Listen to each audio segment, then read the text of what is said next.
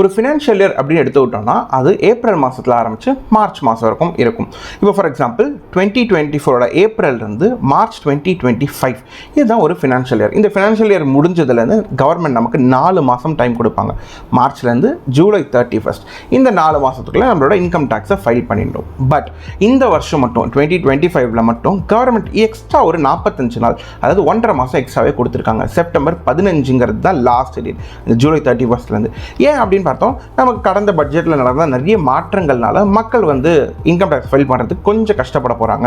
So அவங்களுக்கு வந்து கொஞ்சம் எக்ஸ்ட்ரா டைம் கொடுக்கும்பொழுது எல்லாரும் இன்கம் டேக்ஸை ஃபைல் பண்ணிடுவாங்கங்கிற காரணத்தினால நமக்கு இப்போது கொஞ்சம் அந்த எக்ஸ்டெண்ட் பண்ணியிருக்காங்க நம்மளோட லாஸ்ட் டேட்டை. சரி, நம்ம லாஸ்ட் வீடியோவில் வந்து இன்கம் டேக்ஸ் வந்து ஒரு 10 நிமிஷத்துக்குள்ளேயே நீங்களே எப்படி இன்கம் டேக்ஸை ஃபைல் பண்ணிடலாம் ரொம்ப ஈஸியாகவே அப்படிங்கிறத பற்றி ஆல்ரெடி வீடியோ பற்றி போட்டிருந்தோம். அந்த வீடியோ நீங்கள் ஒன்றும் செக் பண்ணி பார்க்கலாம். நான் இங்கே எங்கேயாச்சும் லிங்க் கொடுக்குறேன். அந்த வீடியோ வந்து கண்டிப்பாக செக் பண்ணி பாருங்கள், ரொம்ப பயனுள்ளதாக இருக்கும்.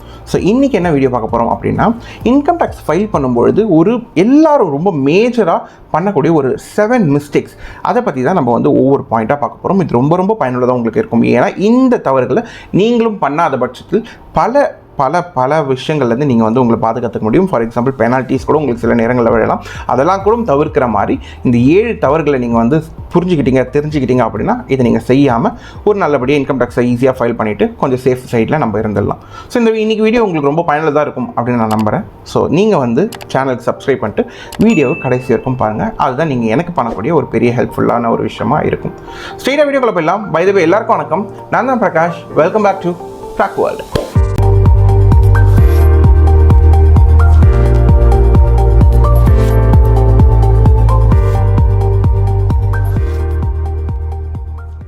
சரி, ஃபஸ்ட்டு மிஸ்டேக் என்ன அப்படின்னு பார்த்தா, அதிகமாக மோஸ்ட் காமனாக பண்ணக்கூடிய மிஸ்டேக் என்னன்னா, தப்பான ஐடிஆர் ஃபார்மை வந்து செலக்ட் பண்ணி அதில் நம்ம இன்கம் டேக்ஸ்லாம் ஃபைல் பண்ணிவிட்டு லாஸ்ட்டாக சப்மிட் பண்ணுறது. இப்போ நீங்கள் தப்பான இன்கம் டேக்ஸில் ஃபார் எக்ஸாம்பிள் நீங்கள் ITR 1 வரீங்க, அதனால் நீங்கள் வந்து அதுக்கு பதிலாக ITR 2 இல்லை ITR 4 அந்த மாதிரி வேறு ஐடிஆர் ஃபார்மை நீங்கள் ஃபில் பண்ணி நீங்கள் அப்ளை பண்ணி நீங்கள் முடிச்சிட்டிங்க, ஃபுல்லாக வெரிஃபிகேஷனும் பண்ணி முடிச்சிட்டிங்கன்னா, இன்கேஸ் அது ஐடிஆர் ஃபைலிங் போகும்பொழுது அதில் ஏதாச்சும் தப்பாக இருக்குது, நீங்கள் தப்பான ஐடிஆர் ஃபார்மை யூஸ் பண்ணியிருக்கீங்க அப்படின்னு பட்சத்தில் அது கம்ப்ளீட்டாக கேன்சல் பண்ணுறாங்க, ரிஜெக்ட் பண்ணுறாங்க அந்த ஃபார்மையை. இதனால் உங்களுக்கு கொஞ்சம் உங்களோட ப்ராசஸ் டிலே ஆகலாம், இல்லை பண்ண வேண்டிய காலகட்டத்தை வேறு அதிகமாக போயிடுச்சு.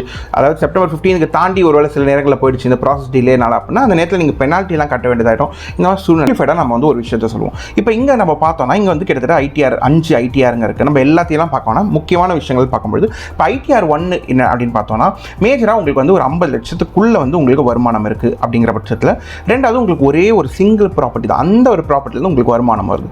மூணாவது பார்த்தா உங்களுக்கு வந்து இன்ட்ரெஸ்ட் இல்லை அதர் சோர்ஸ் ஆஃப் இன்கம்லாம் இருக்குது அப்படிங்கிற லைக் ஒரு சின்ன ஒரு வட்டி இன்ட்ரெஸ்ட் வருது, இல்லை உங்களுக்கு ஒரு சின்ன டிவிடெண்ட் மாதிரி வருது, அந்த மாதிரி விஷயங்கள்.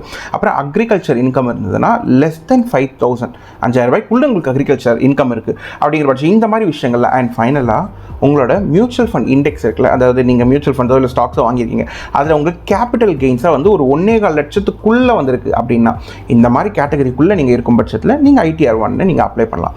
இதே சினாரியோவில் உங்களுக்கு அக்ரிகல்ச்சர் இன்கம் வந்து ஒரு 5,000 மேலே இருக்குது, இல்லை நீங்கள் வந்து உங்களோட ஓவரால் கேபிட்டல் கெயின்ஸ் வந்து ஒரு 1.25 லட்சம் தாண்டி இருக்குது அப்படிங்கிற பட்சம்லாம் உங்களுக்கு வருது அப்படின்னா நீங்கள் ITR Form 2க்கு நீங்கள் வந்து போயிடலாம். இப்போ நீங்கள் அங்கே பார்க்கலாம். அதே மாதிரி மல்டிபிள் ஹவுசஸ் இருக்குது, நீங்கள் அதை ஹேண்டில் பண்ணுறீங்க அப்படின்னாலும் உங்களுக்கு ITR 2 அது வரும் உங்களுக்கு.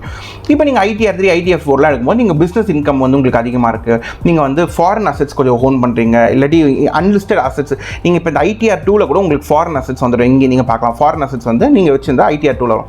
இப்போ இதே நீங்கள் அன்லிஸ்டட் ஷேர்ஸ்லாம் வச்சுருக்கீங்க அப்படின்னா, ஈக்விட்டி ஷேர்ஸ் வச்சுருக்கீங்கன்னா, நீங்கள் பிஸ்னஸ் அக்கௌண்ட்ஸ் வச்சுருக்கீங்கன்னா ITR 3 ITR 4ங்கிற மாதிரி வரும். ITR 5ங்கிறதுலாம் பெருசாக வேண்டாம், அதெல்லாம் பெரிய பார்ட்னர்ஷிப் ஃபார்ம்ஸ் எல்லாம் தான் யூஸ் பண்ணுவோம். ஸோ இதுதான் வந்து ஒரு 5 ITR. இதில் ரொம்ப அதிகமாக மக்கள் இருக்கக்கூடியது வந்து ITR 1 அண்ட் ITR 2 தான்.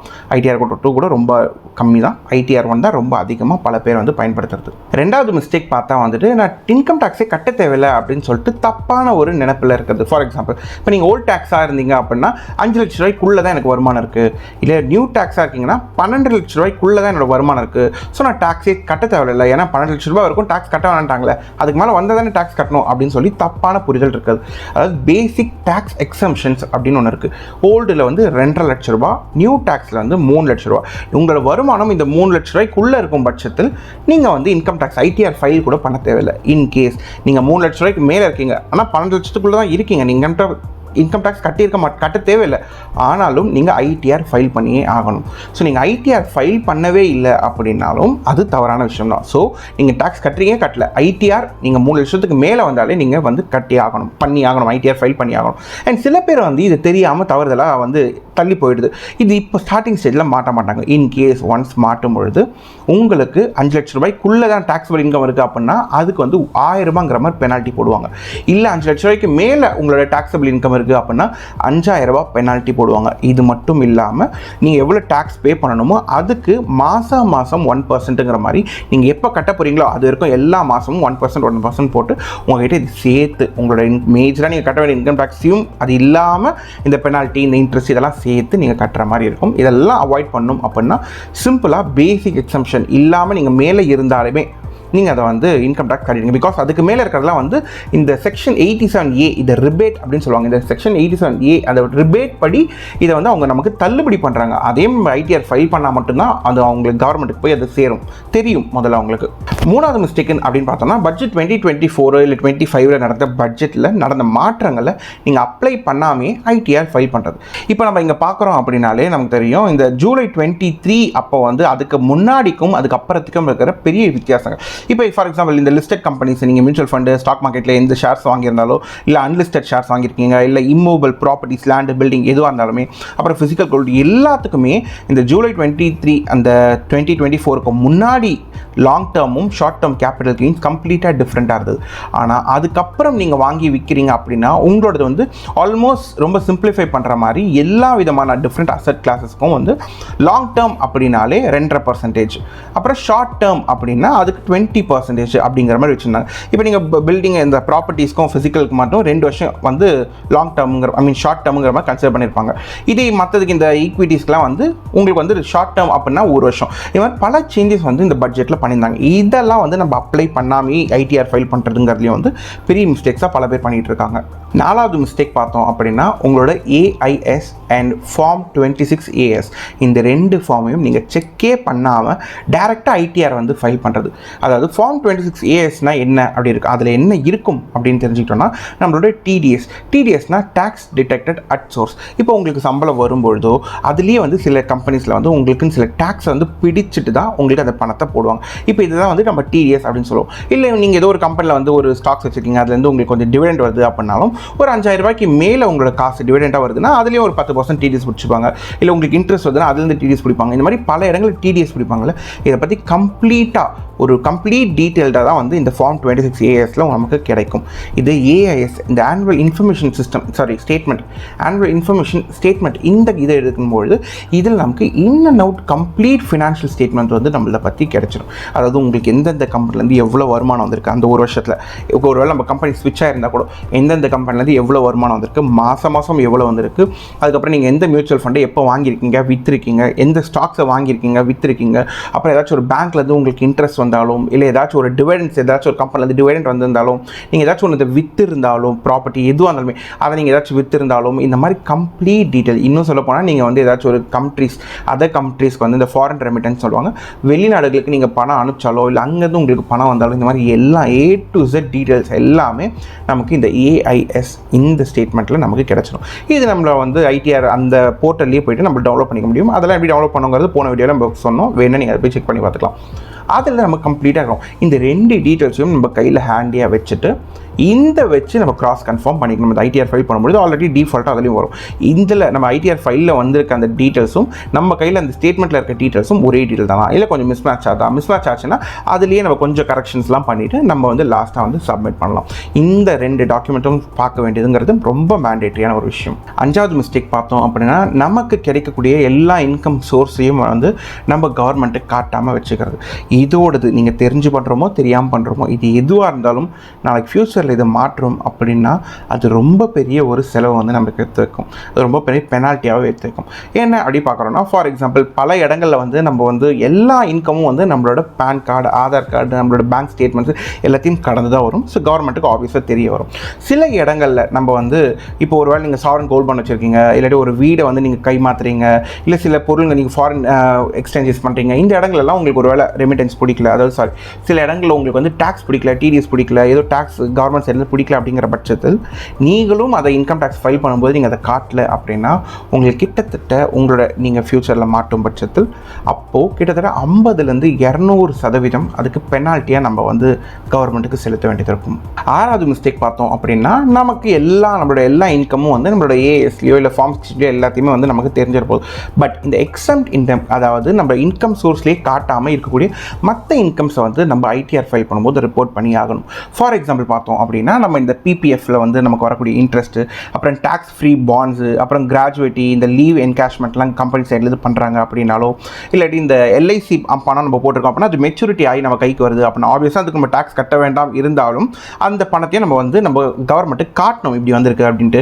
நெக்ஸ்ட்டு ஹவுஸோட ரெண்டல் அலவன்சஸ், அப்புறம் லீவ் ட்ராவல் ஏதாச்சும் அலவன்சஸ் உங்களுக்கு கிடைச்சாலோ, நெக்ஸ்ட்டு சுகன்யா சம்ருத்தி யோஜனா அதுலேருந்து இன்ட்ரெஸ்ட்டோ இல்லை மெச்சூரிட்டி பணம் உங்களுக்கு வருது அப்படின்னாலோ, இல்லாட்டி எம்ப்ளாயோட ப்ராவிடென்ட் ஃபண்டு, அப்புறம் மைனர் இந்த சில்ட்ரன்ஸோட ஏதாச்சும் இன்கம், இந்த மாதிரி விஷயங்கள்லாம் நமக்கு வந்தாலும் இதெல்லாம் கவர்மெண்ட்டுக்கு நம்ம ரிப்போர்ட் பண்ணணும். இதில் பல இடங்களில் வந்து நம்மளோட மெச்சூரிட்டியோ இல்லை இன்ட்ரெஸ்ட்டோ இதுக்கெல்லாம் நம்ம கட்ட வேண்டாம் அப்படி இருந்தாலும் நம்ம கவர்மெண்ட்டுக்கு இதெல்லாம் வந்து இப்படியெல்லாம் எனக்கு வந்திருக்கு, இந்த சோர்ஸ் ஆஃப் மூலமாலாம் எக்ஸ்ட்ரா சோர்ஸஸ் மூலமாக இன்கம்ஸ் வந்திருக்கு அப்படிங்கிறதும் நம்ம கவர்மெண்ட்டுக்கு காட்டியாகணும். அண்ட் ஃபைனலாக 7வது மிஸ்டேக் என்ன அப்படின்னு பார்க்கும்பொழுது, இப்போ நீங்கள் ஆஃபீஸில் ஒர்க் பண்ணிட்டு இருக்கும்பொழுது ஒரு பர்டிகுலர் ஃபினான்ஷியல் இயரில் நீங்கள் ஒரு கம்பெனி ஸ்விட்ச் ஆகிறீங்க அப்படின்னா உங்களோட பழைய கம்பெனிலையும் உங்களுக்கு வந்து சில இடங்களில் பேசிக் எக்ஸம்ஷனோ இல்லாட்டி ஸ்டாண்டர்டாக டிடக்ஷனோ இது எல்லாத்தையும் அவங்க பண்ணியிருப்பாங்க.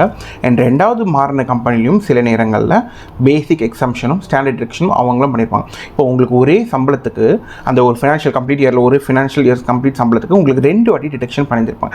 அந்த நேரங்களில் நீங்கள் ஐடிஆர் ஃபைல் பண்ணும்பொழுது அதில் ஒரு டிடெக்ஷன் மட்டும் மென்ஷன் பண்ணிட்டு மீதி டிடெக்ஷனை வந்து நம்ம இந்த மாதிரி ராங்காக மென்ஷன் பண்ணியிருக்காங்கிற மாதிரி நீங்கள் பண்ணிட்டா பெட்டர். இல்லை ரெண்டுத்தையுமே நீங்கள் யூஸ் பண்ணிட்டீங்க அப்படின்னா இதுவும் உங்களுக்கு பெரிய சீரியஸ்னஸ் கொடுக்கலாம். அதாவது நம்ம ஆல்ரெடி சொன்ன மாதிரி உங்களுக்கு நியர்லி 200% பெனால்ட்டி வந்து நீங்கள் தப்பாக ஃபைல் பண்ணக்கூடிய எல்லா விஷயத்துக்கும் தெரிஞ்சோ இல்லை தெரியாமல் நீங்கள் இது பண்ணாலும் தப்பாக நீங்கள் ஃபைல் பண்ணக்கூடிய விஷயங்களுக்கு பெனால்ட்டி ரொம்ப அதிகமாக வரதுக்கு வாய்ப்புகள் இருக்குது. அண்ட் இதே மாதிரி தான் இந்த கம்பெனிஸ்லேயே நீங்கள் ஹெச்ஆர்ஏ கிளைம் வந்து பல பேர் பண்ணுவாங்க.